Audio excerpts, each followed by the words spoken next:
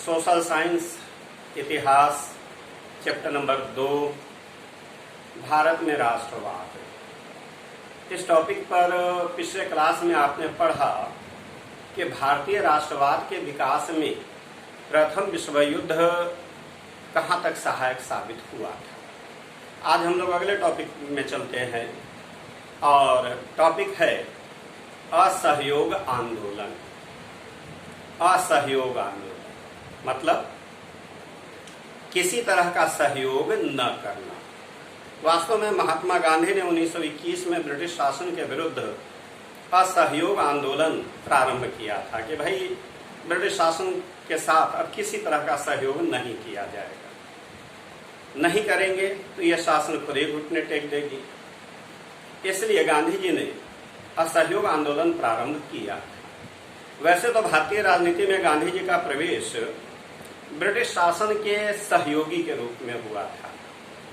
वास्तव में गांधी जी ब्रिटिश शासन को ईमानदार और न्यायप्रिय मानते थे, लेकिन प्रथम विश्व युद्ध के बाद भारत में ऐसी ऐसी घटनाएं घटी कि जिस कारण भारतीय जनमानस बुरी तरह से आहत हुई और विवश होकर के महात्मा गांधी ने असहयोग आंदोलन प्रारंभ किया। एक्चुअल में प्रथम विश्व युद्ध के बाद कई तरह की घटनाएं घटी जो कि असहनीय घटनाएं थीं, क्योंकि राष्ट्रवाद का विकास हो चुका था भारत में या हो रहा था, काफी हो चुका था। प्रथम विश्व युद्ध में भारत की आर्थिक दशा ये तो पहले से खराब थी, लेकिन प्रथम विश्व युद्ध के बाद और ज्यादा खराब हो गई। महंगाई चरम सीमा पर पहुंच गई। खास करके मध्यम वर्ग और निम्न वर्ग के लोगों को बड़ी परेशानियों का सामना करना पड़ रहा था, लेकिन ब्रिटिश शासन को इससे कोई लेना देना नहीं था।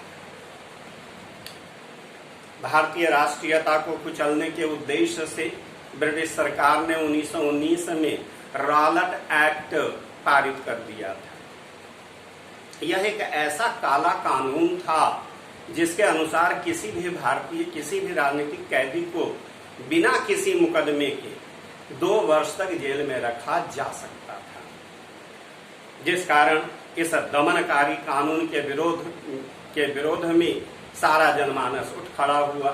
असंतोष की तीव्र लहर दौड़ पड़ी। इसी तरह का असंतोष पंजाब में भी दिखलाई दे रहा था।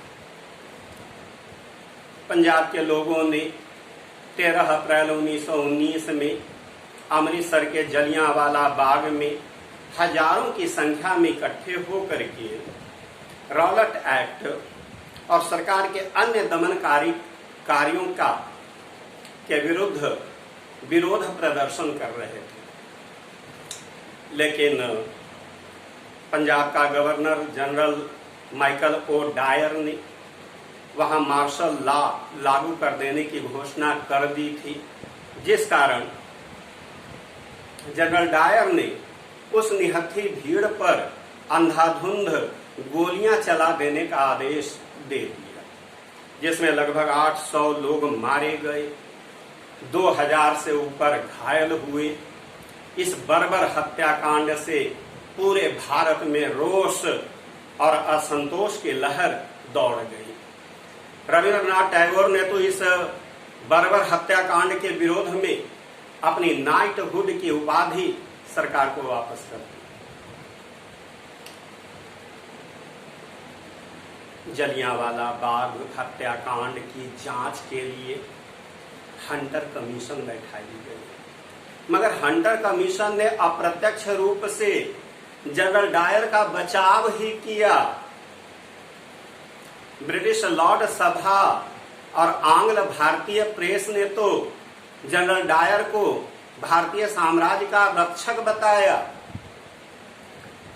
यह भारतीयों के जले पर नमक के छींटे की तरह था। आंदोलन अनिवार्य हो गया था। 1919 में जो सुधार अधिनियम लागू किए जा रहे थे, जिससे भारतीयों को ये उम्मीद बंधी थी कि शायद स्वशासन का अधिकार मिल जाएगा, मगर यह तो द्वैध शासन व्यवस्था लाने की नियत से की जा रही थी। इससे भी बड़ा असंतोष फैला। यही कारण है कि महात्मा गांधी ने असहयोग आंदोलन प्रारंभ किया।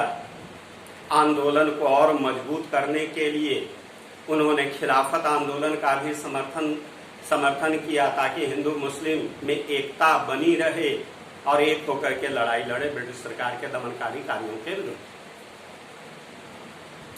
इस कार्यक्रम में गांधी जी ने इस आंदोलन में गांधी जी ने कुछ कार्यक्रम भी निर्धारित कर दिए थे।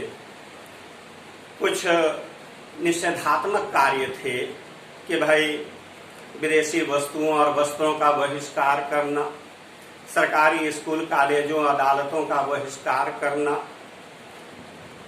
इसके अलावे कुछ रचनात्मक कार्यक्रम भी गांधी जी ने निर्धारित कर रखे थे।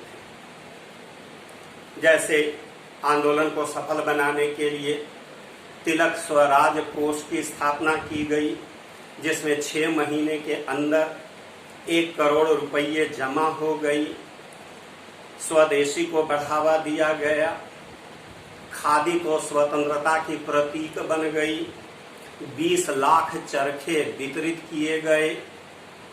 राष्ट्रीय शिक्षा संस्थानों की देश भर में स्थापना की गई और इस प्रकार से यह आंदोलन जोर शोर से प्रारंभ हो गया। आंदोलन शुरू होते ही महात्मा गांधी ने अपनी केसर ए हिंद और सेठ जमना लाल बजाज ने राय बहादुर की उपाधि सरकार को वापस लौटा दी। शहर के मध्यम वर्ग से यह आंदोलन प्रारंभ होकर के शीघ्र ही संपूर्ण भारत में फैल गया। ऐसा लग रहा था कि आंदोलन सफल होगा, मगर इसी समय चौरी चौरा कांड हो गया, जिससे सारे किए कराए पर पानी फिर गया। एक्चुअल में 5 फरवरी 1922 में उत्तर प्रदेश के गोरखपुर जिले के चौरी चौरा नामक स्थान पर पुलिसकर्मियों ने आंदोलनकारियों पर गोलियां चला दी, जिस कारण आंदोलनकारी भड़क उठे।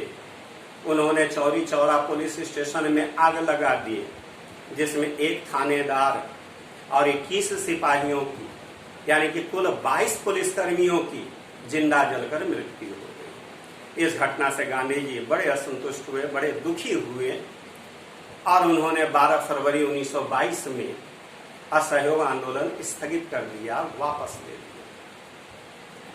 आंदोलन के स्थगित हो जाने से संपूर्ण भारत में बहुत गहरी निराशा छा गई, लेकिन असफल होने के बावजूद भी इस आंदोलन के जो परिणाम हुए वे बड़े ही महत्वपूर्ण और दूरगामी हुए। सबसे बड़ा परिणाम तो यह देखने को मिला कि इस आंदोलन में भारत में अभूतपूर्व राष्ट्रीयता का विकास हुआ। समाज के लगभग सभी वर्ग के लोगों ने, व्यापारियों ने, किसानों ने, शिक्षकों ने, विद्यार्थियों ने, यहाँ तक कि महिलाओं ने भी इस आंदोलन में बढ़ चढ़ करके भाग लिया। राष्ट्रीय एकता का अद्भुत नमूना हमें देखने को मिला। साथ ही साथ इस आंदोलन ने यह भी संदेश दे दिया कि स्वतंत्रता प्राप्ति के लिए त्याग आवश्यक है। स्वदेशी को बढ़ावा दिया गया। पूरे भारत में अनेक राष्ट्रीय शिक्षण संस्थाओं की स्थापना की गई, जैसे काशी विद्यापीठ, बिहार विद्यापीठ, गुजरात विद्यापीठ आदि। तो ये है असहयोग आंदोलन, जिसके बारे में चर्चा हुई। यह टॉपिक मैं यही समाप्त करता हूँ। अब अगले क्लास में अगला टॉपिक सविनय अवज्ञा आंदोलन। बस आज इतना ही।